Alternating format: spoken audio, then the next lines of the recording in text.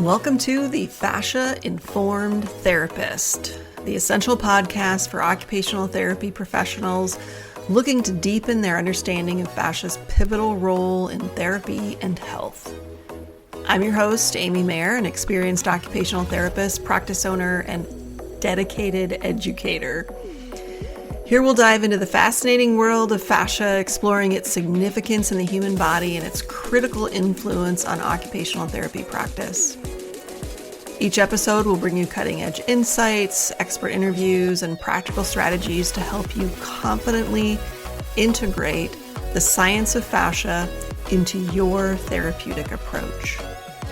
Whether you're a seasoned practitioner or just starting out, our goal is to equip you with high-quality, evidence-based, and fascia-informed continuing education opportunities that will enhance your skills and benefit your clients.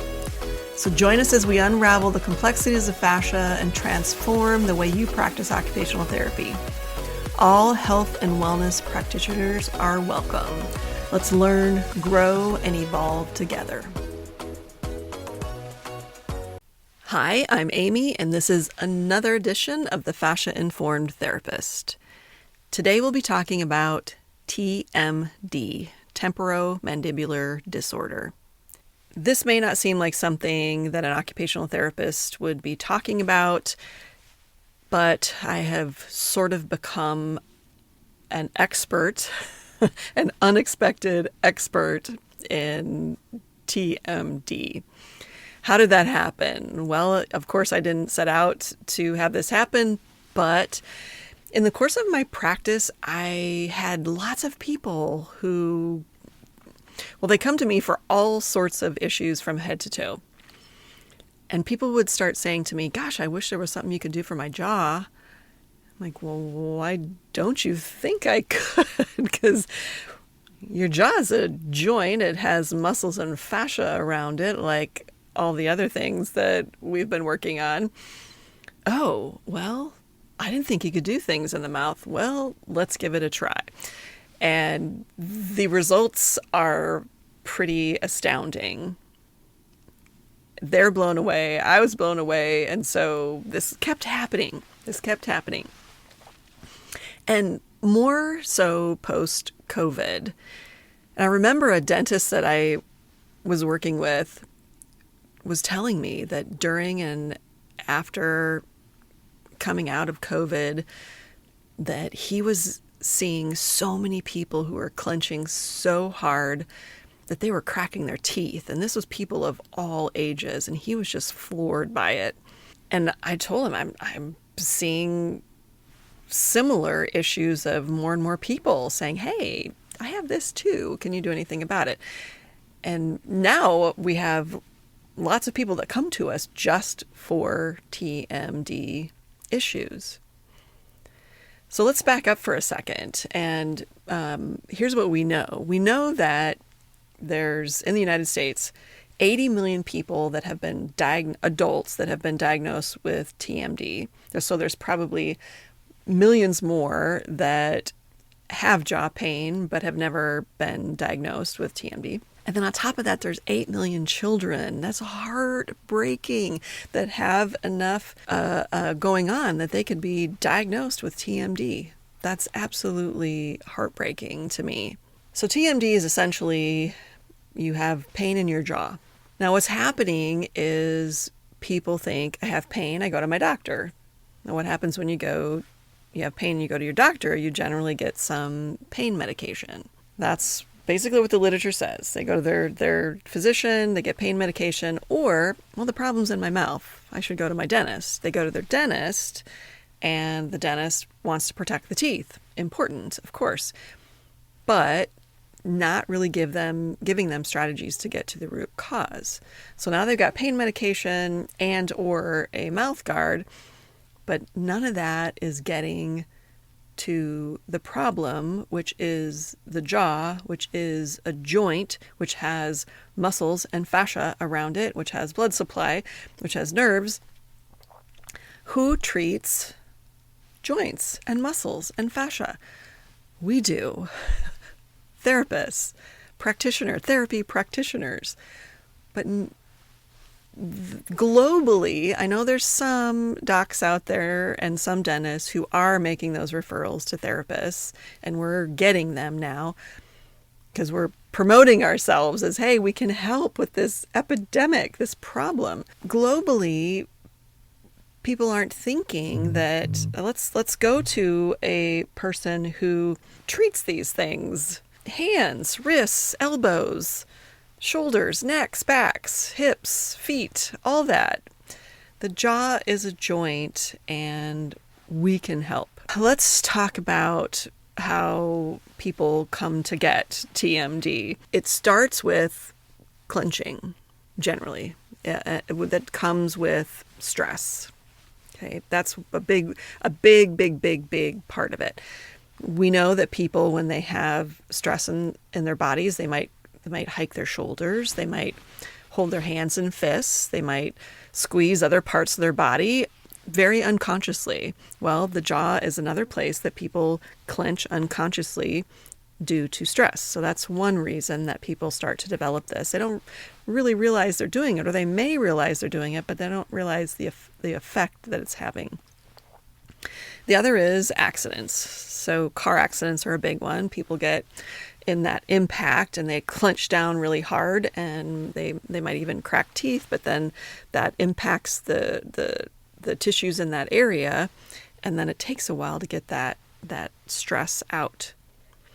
Another big one is posture. So posture, when we significantly change our relationship to gravity through, tucked pelvises and head forward postures, then our fascias, those little fibroblasts in there, are literally going to start to thicken things up in order to create a structure that will hold us up efficiently against gravity in that posture that we weren't designed to be in. So then when we want to use those structures, it's harder. We have thicker, tighter tissues.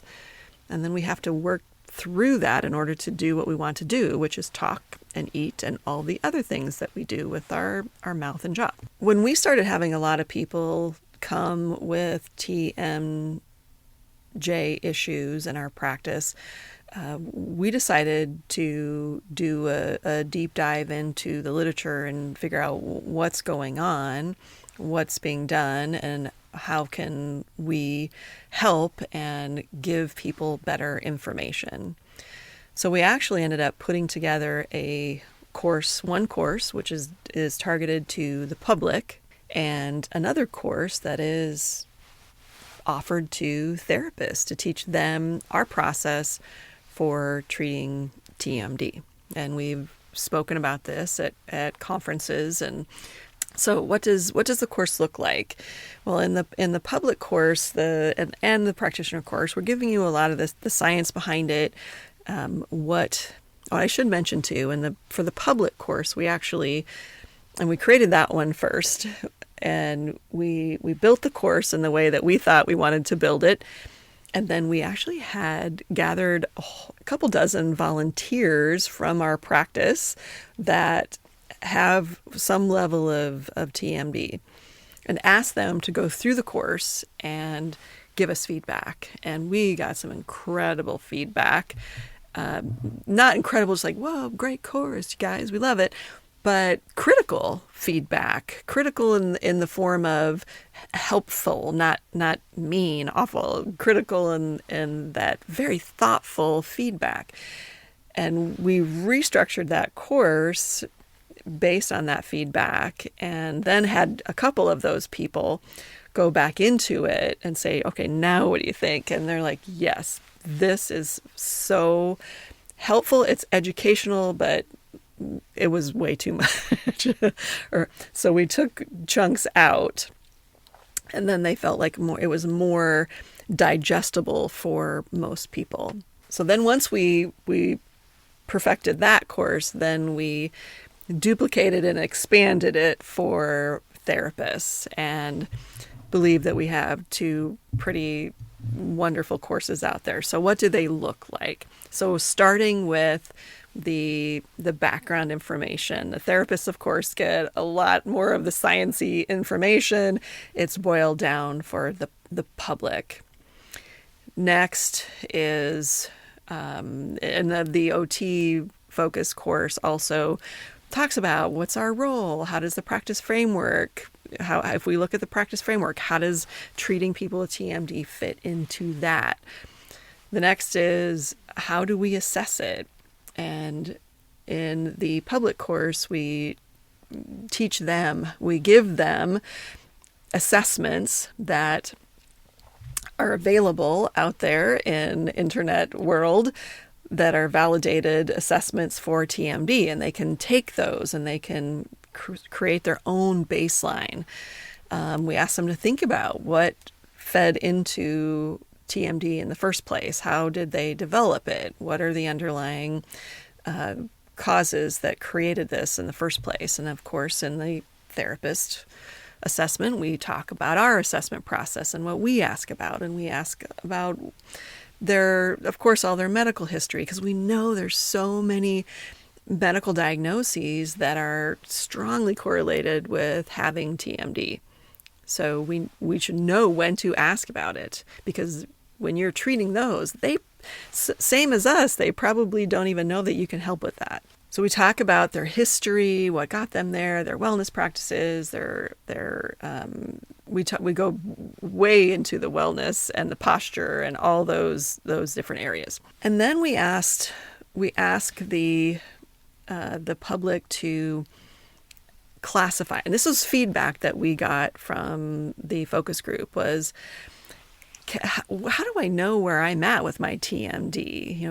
Is there a classification? And in the literature, there's not, but we extrapolated the information and created a sort of a mild, moderate, severe TMD. And the mild is, I'm having some popping and clicking. I fatigue sometimes. It hurts once in a while, but it's just a sense of tension, really.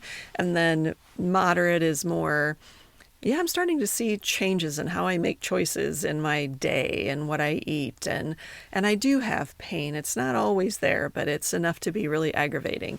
And then severe is they have pain a lot. They're definitely making choices. Maybe they've missed work. It's causing other problems into the ears, the eyes, the face, that kind of thing. So based on where they classify themselves, we guide them differently into the rest of the course. So the rest of the course is really three things. One is self-treatment. The next is rehabilitating yourself. The final one is looking at your habits in order to prevent recurrence. So if they are someone who is having pain at all, we say go straight to self-treatment, because that's what they want. They want to bring that pain down. When they bring the pain down, then they're more willing to look at the habits that got them there in the first place. Because if I was working with someone, I would never say, okay, I'm not going to touch you until you fix your posture. So I'm going to make them feel better as soon as I can. So that's what we ask them to do for themselves. And when in the self-treatment section, we're telling them to, okay, here's how, if we were going to work on you, here's what we would do. And so we're in the therapist version, we're basically telling you our whole process and what we do with our clients to do treatment. And we teach you how to teach them to do self-treatment. So in the public course, we basically give them the strategy of, you don't just jump right into the mouth. You may want to, but you can actually get better results if you start outside the mouth first. And if we had hours to treat them, we'd treat the whole body and then move into the mouth. But we generally start with in the areas where the muscles and the fascia attach directly up into the area of concern. So we're starting usually in the chest, the upper back, the shoulders, and then we're working into the neck, and then we're working onto the face, maybe the skull with some hair pulls. But then we go in the mouth. And if you wait and go in the mouth after you do that, then it's not going to be nearly as intense. And we don't want that intensity. I've had therapists tell me that, we treat it at our clinic. This one particular person does it, but they come out of the room in tears. And that is not how it should be. If you're following the principles That really shouldn't happen unless they have some kind of an unwinding experience. But we actually make we do make them. It is mandatory. They have to they have to sign something that says if we cross that line from therapeutic pain to pain, they have to tell us, because so many people still have that no pain, no gain mentality. And you cannot take that when treating TMD. And what does that mean if you haven't heard those terms before? Therapeutic pain feels good. It feels helpful. And crossing that line into pain or damaging pain is pain that makes you hold your breath, tighten any part of your body, feel the sensation of wanting to pull away. If they feel that, they need to tell us. They've signed something that says they will tell us, because generally we can feel that as an experienced therapist working on somebody, but not always. And everybody responds to pain differently. So they need to understand that very clearly. Okay, that was a little sidetrack. So working externally, then going internally in the mouth with a gloved hand.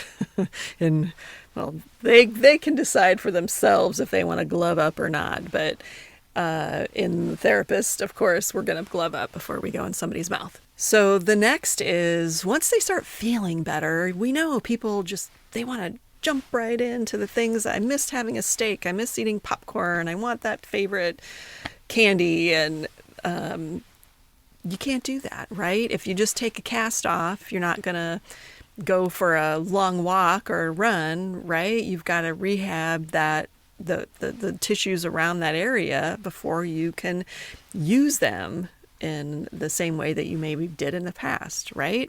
Because the jaw is a joint. So we have to rehab that area back before, and they need to be explicitly told that, because they just don't think about their jaw in the same way that they might think about any other part of their body. We also teach them that you got to warm up. If you have a tendency to have tension and pain in your jaw and you're feeling better, but you've got to go do an hour presentation or lead a meeting for an hour, you don't want to go from getting up in the morning, only having your coffee, and then talking for an hour. You might actually want to warm up. Go have a conversation with somebody, do some of your stretches that you learn in the class, and warm your tissues up before you jump into that long stretch of using your jaw. Same thing with if you're going to go have a meal and a night out with friends where you're talking and eating and drinking, then warm up before you go. Maybe it's a little warm up, stretching in the car, maybe just do a little bit of shoulder movement, neck movement, head movement, and then sing a song on the radio on the way to warm yourself up. We know we would do that with any other part of our body, but we don't think about it with the jaw. So that's the rehab portion. There's a little more to that in each, but that's the gist of it. And then finally, we teach them all about those underlying pieces that have fed into the problem in the first place. We talk to them about stress and diaphragmatic breathing and simple strategies for starting to get that under control. And that might be meaning a referral out to somebody who they can talk to their stress about.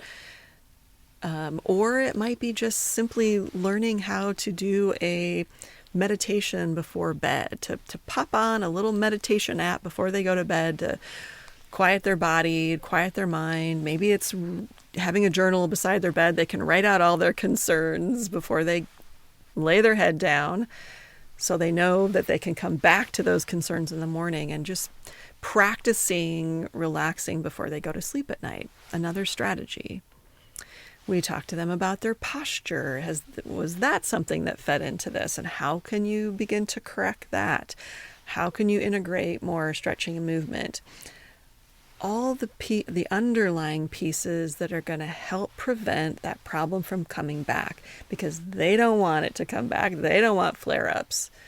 But then that also gives them a whole bunch of strategies to use if it does come back. And we all know that during times of stress in our lives, we tend to fall out of our habits and things come back. But then they know they have a strategy. And the clients that we've worked with using these strategies, they love that they have a strategy. They don't have to call us up and get back in ASAP. They can apply their own strategies to make themselves feel better. So in the therapist class, you get the same stuff, the same information that you can give to your clients to help them help themselves. You can take them through that first layer, because oftentimes they need us to get them through that first layer of getting the pain down. They need us to really explain to them what they can do to change their posture and why it's important. And having us there as that coach, that therapist to work with is hugely important. And then, of course, in the therapist course, we give you ideas for goal writing, for documentation, for which CPT codes should I choose. So you get all that stuff too. You also get a handout that you can use for marketing to drop off to the doc's office or the local dentists who talk about TMD on their websites. You can take that, drop it off, and you know what we found is the physicians, the dentists, they know they need help, and they will welcome it and welcome you as a member of the team, because we don't want to say don't use your night guard, because we have to protect the teeth. We don't want to say you don't just toss your pain medication. No, they might really need that just to get through their day. They've got kids to take care of and jobs to go to and stuff to get done. So we're not throwing out anything the physicians or the dentists have to offer. We're just saying, let us help. Let us teach them. The doctor would send them to us for lateral epicondylitis or carpal tunnel or hip or back pain. Send them to us for this as well. We can help. Okay, I think that's all I have to say about that. Maybe one thing I didn't say is there was a huge story on one of the big morning shows not that long ago on TMD, and how too many people are getting funneled into very invasive, non-reversible surgical strategies to try and help with the TMD pain. Have to be so careful. And some of the people that they highlighted in the story had never been offered a conservative option. So I hope that it's highly likely that anybody who's listening to this knows somebody who has TMD issues, because it's so prevalent out there. Might even be you. In the last talk we did at a conference recently, we had somebody in the audience that had pretty severe TMD issues, and a good handful of people that knew somebody too. So put it out there, learn how to treat it, especially if you're trying to grow your practice. This is a absolute ripe area, and don't be afraid to go to the primary care, the doctors, and promote yourself. Like we give you a handout. You can print it out, put your name on it, take it and drop it off, and it shows what our role in this is. And take the course, and you can answer all their questions. So I hope this episode was helpful in better understanding the whole issue of TMD in the public and some things you can do about it. Excuse me. And if you're interested in taking one of the courses, or if you've got a family member who would want to take the public course, it is there and available for you. You can funnel yourself right through Fascia-Informed.com, and it'll take you to all the courses. Thank you so much. Have a great day. Thank you for tuning in to the Fascia-Informed Therapist. It's been a pleasure sharing insights and strategies to help you integrate fascia science into your practice. I'm Amy Mayer, and I hope today's episode has inspired you to explore further and take your therapeutic skills to the next level. Remember, we're committed to creating and providing top-notch, evidence-based, fascia-informed continuing education that empowers you as an occupational therapy practitioner. Stay connected with us for more enriching content, and don't forget to check out our online courses to deepen your expertise. Until next time, keep expanding your knowledge, refining your skills, and confidently applying the science of fascia to your practice. Here's to advancing together in health and wellness.